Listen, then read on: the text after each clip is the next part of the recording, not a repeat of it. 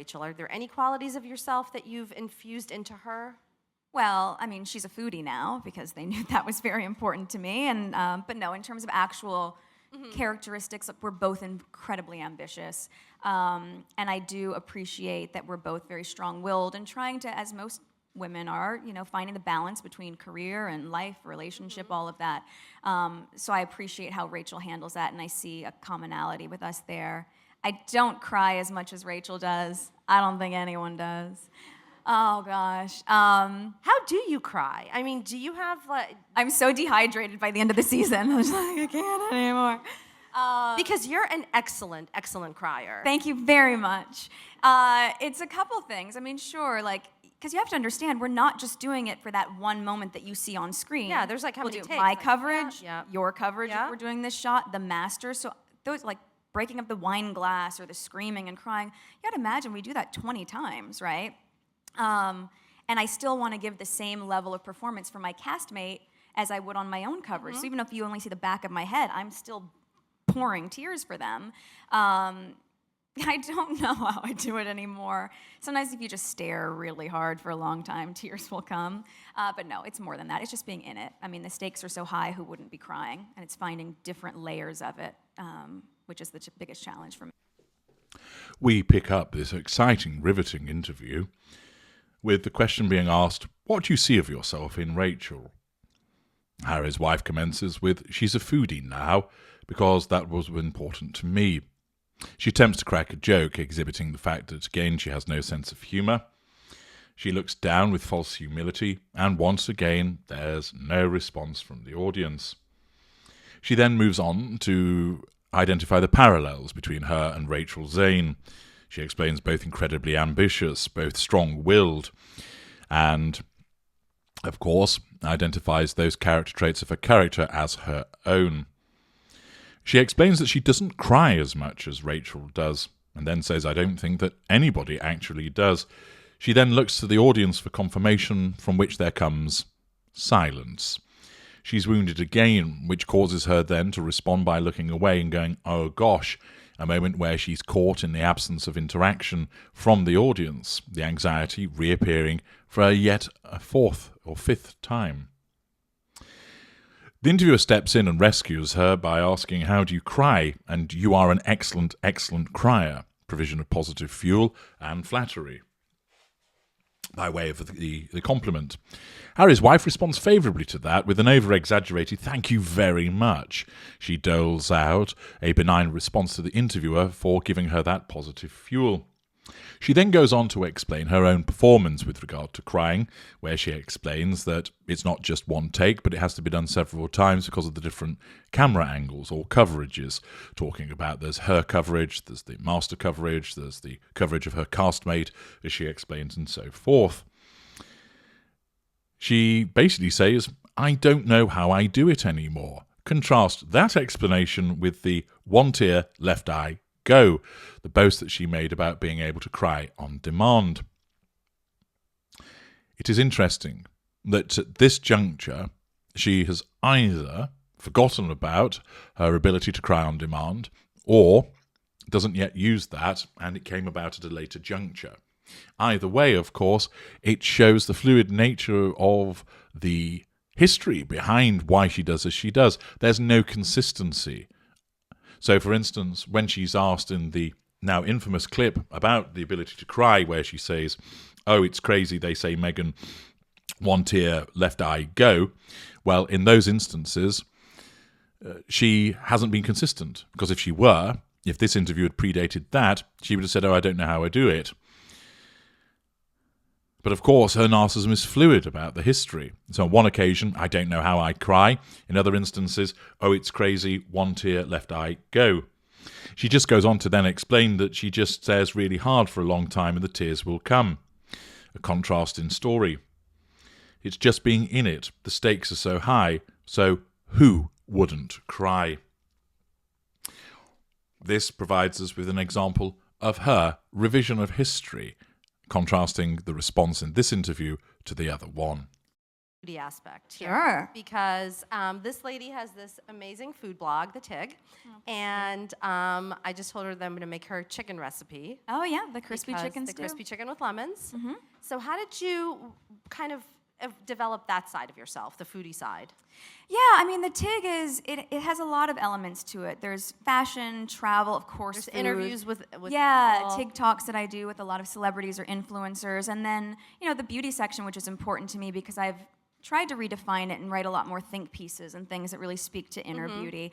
So I started it, it'll be 2 years in May, and I still...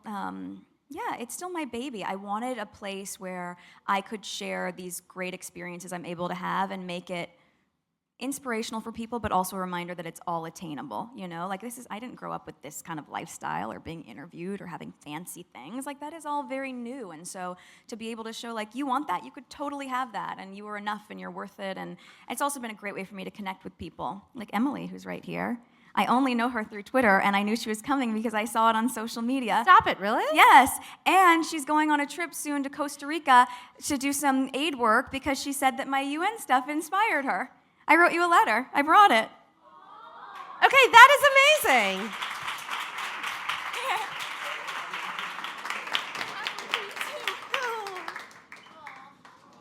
It's so good to finally meet you. It's so great to meet you. We'll take. Oh! I got a big letter from him. Oh no. I also have a letter from Seoul, who is Meghan Markle. Oh yeah, in Brazil. Yes. Oh my I have God. mine and hers, and then I'll talk to you right after. We'll finish the interview. The host now returns the topic to the foodie aspect and explains that Harry's wife has an amazing food blog, The Tig. Or if you prefer the more humorous take on all of that, please do watch my videos, The Stig. Mention is made of the crispy chicken stew or the crispy chicken with lemons, not sure which one it is. Harry's wife explained it has a lot of elements. She loves telling you about things having layers and elements. That's one of her sort of stock phrases that she utilises, and explains that it's involved in fashion or fashion, travel, that she does TikToks with celebs and influencers, and that it's involved in beauty. She explains that she's tried to redefine beauty and write a number of think pieces which speak to inner beauty, which sounds like a lot of word salad to me. She explains it's still her baby and it's been going for a couple of years in May. And then she goes on to explain that she didn't grow up with all of this, i.e. all of the fancy goods and trips and holidays that she makes mention of in the blog. Of course, once again, she's trying to bring up the past to demonstrate that she had a poor upbringing. Now, it may well be the case that she wasn't swanning around with the designer handbags, but as we know from the evidence that was provided by her father, and indeed the video that exists on the internet showing some of her childhood, demonstrates that she was treated like the proverbial princess by her father. So to suggest that it was a barren childhood, free of delight, and that she didn't really get anything is incorrect. So this revision of history exhibits a false humility. She again uses that phrase, "you are enough," trotting those stock phrases out. And we cut to an audience member filming this clearly momentous occasion. And then, of course, we have the staged section. She explains it's also been a great way for me to connect with people like Emily, who's right here. Well, how about that? Was an opportune moment to demonstrate her supposed authentic, kind, and empathic side. She explained that she only knew her through Twitter, and that she only knew that Emily was coming to the interview today because she saw it on social media. So Harry's wife does pay close attention to social media because she knows that somebody who is a fan of hers is coming to the event, such as the extent to which she scrutinises and stalks the social media of other people. Now, this would suggest that her protestations that she never looks at social media is bunkum. This was also something supported by Tom Bower's observations in Revenge. She carries on explaining that Emily's going on a trip soon to Costa Rica to do some aid work because she said my UN stuff, great particularization there, inspired her. So although mention is made of Emily, the real reason for Emily's existence is down to Harry's wife. I inspired her. My work inspired her. Harry's wife is triangulating the audience with Emily and bringing up again how brilliant she is.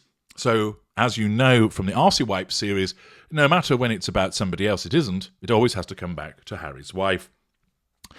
It then cuts to an excited-looking Emily, who is then told by Harry's wife, I wrote you a letter and I brought it.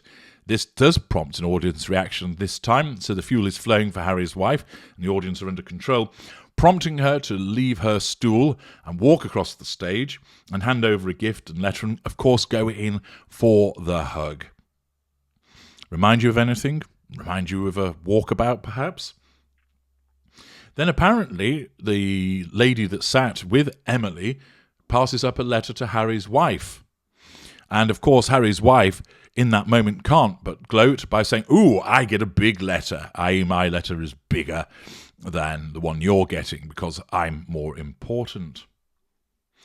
And then Emily starts to explain that she got a letter from somebody in Brazil that Harry's wife seems to recognise, and she tries to talk, but Harry's wife immediately cuts her dead as if to say, look, you've had your moment, prole, shut up, this is about me. I'll talk to you later. And then retreats back to the stage. This, of course, is all staged and is part of Harry's wife looking good through facade management. It's doubtless that Emily probably is a fan, and that Harry's wife has been snooping on her social media and then has thought to herself, right, in this moment, how can I assert control? I'll take a gift, I'll take a letter. And then at the opportune moment, demonstrates this to make it seem like she truly does care. It gives the appearance of caring, as you know, but also, because we've established she's a narcissist, we know that it's simply an artifice. Quite the cringe-worthy moment, but one that's been replicated since, as you are all aware.